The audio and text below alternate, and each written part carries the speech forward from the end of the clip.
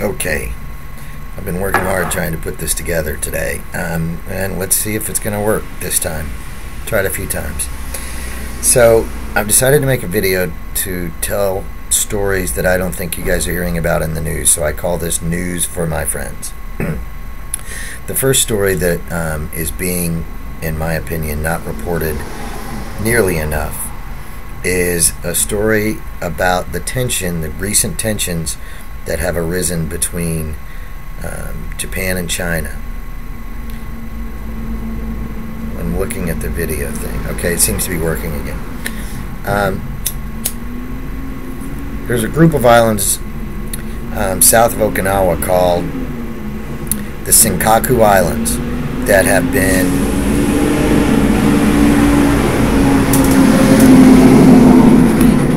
that Japan and China have been fighting over for give or take 100 years. Japan recently was able to purchase these islands from a private investor who had somehow taken ownership of them. And it turns out there's supposedly significant natural gas reserves. So the people of China are all up in arms about it. And there's some strange things happening. First of all, a couple of days ago, the Japanese ambassador to China was found unconscious lying in the street. They took him to the hospital where he died of mysterious causes. They don't know why he's dead. Not yet. I don't know if that has necessarily one thing to do with the other, but it's an interesting story. Also, as of this morning, there have been protests by Chinese in 125 different cities, most of them peaceful. A few of them have had to be broken up by the riot police with tear gas and water cannons, all protesting against the Japanese taking possession of these islands. It's a big story. It's a really big story, and it has severe consequences on the United States. The Secretary of Defense, Leon Panetta, recently warned that this could escalate into a shooting war between Japan and China. If that happens, we have treaties with Japan that obligate us on some level to take their side. At the same time, we have a huge amount of debt that the Chinese are holding in our treasury paper. So I'm not sure how this is going to work out, but so far when I've Googled it, I've seen two stories mentioned in the Wall Street Journal in the past 3 days, and both of the stories have talked about tourism in the way that tensions are impacting tourism. And the story is much bigger than that. So if you're going to watch a story, that's probably a good one. If a shooting war erupts between Japan and China and we have to take sides, there is no telling where this thing could end up. The second story I want to bring up is the story about a French study released yesterday, I think. They were doing research about the impact of genetically modified foods, GMOs, on lab rats.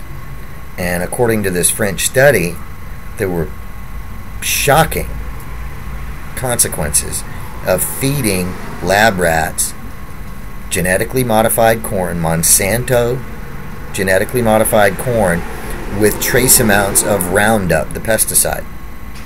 This corn's been modified, obviously, to grow with Roundup, so the trace amounts are not unreasonable for them to incorporate into their study. And what the study has shown is huge tumors in some of these rats, very dramatic liver and kidney damage, and premature deaths in 50% of the males and 70% of the females. Now, this is a big story in Europe. I've seen a couple of stories in the U.S. media, Huffington Post, Forbes, and then Reuters out of Europe. But all of the stories that are showing up in the U.S. media are about how our scientists are skeptical of the results of the French scientist study. Well, the French government doesn't see it that way, and they're launching a massive investigation. The European people have always been afraid of genetically modified foods. In the meantime, Monsanto has used their revolving door at the FDA and their considerable political power to keep to keep us from even being able to get labels on genetically modified food. So I think it may be an important story for us to watch. And it also may be time for us to get a little bit more European in terms of demanding some transparency and accountability about this stuff. Just because they have the money to force our politicians to keep this stuff a secret doesn't mean that they have the power to make us all be quiet. The last story that I'm going to bring up is quantitative easing.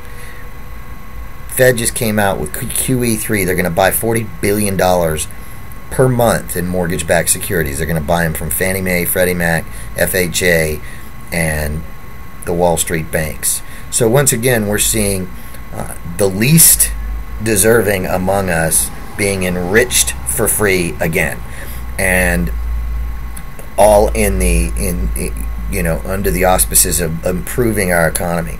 They've tried it twice. They haven't helped unemployment numbers.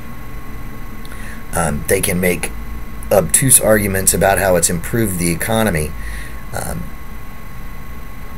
but this program is different. It's open-ended. They're going to spend $40 billion with a B. They're going to print $40 billion a month indefinitely until they see substantial improvement in the unemployment numbers. What's going to happen?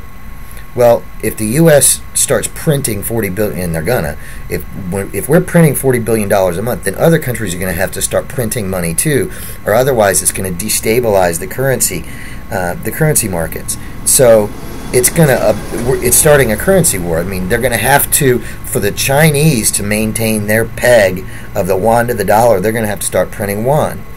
The same with the yen, the same with the real in Brazil.